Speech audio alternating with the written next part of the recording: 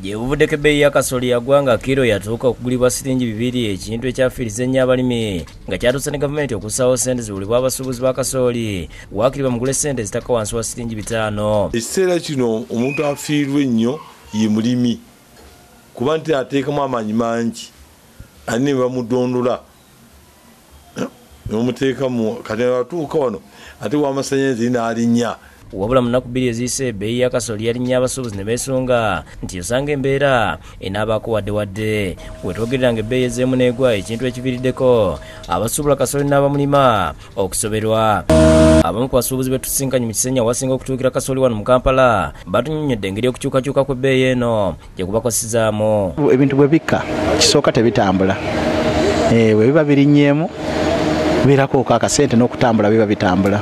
Naye kasooli tusalidde ku sitaaka kawunga kali mu sitoowa. Kasooli gwe tubadde tugula singi 309 mu wiiki emu yalinnye 10 n'agenda mu 509.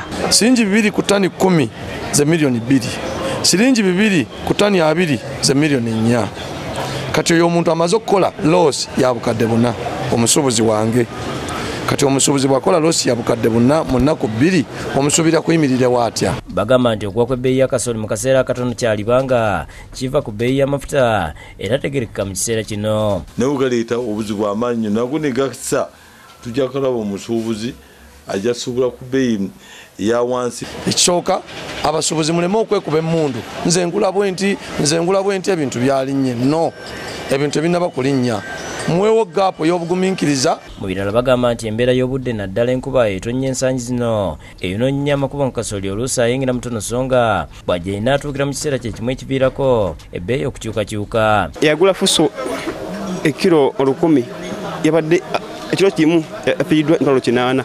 Ekirala government implementation zaayo omuli okusomesa abantu abasuubuzi n'abalimi yabyerabira. Nga tulowooza nti asobola oba okutuula ku ssente oba ekoleyoko abantu ku kasente basobole okugula bateeke. Dickson Waiswa ne Mathias Sebato Kisekidde Green, Bukedde TV agafuna.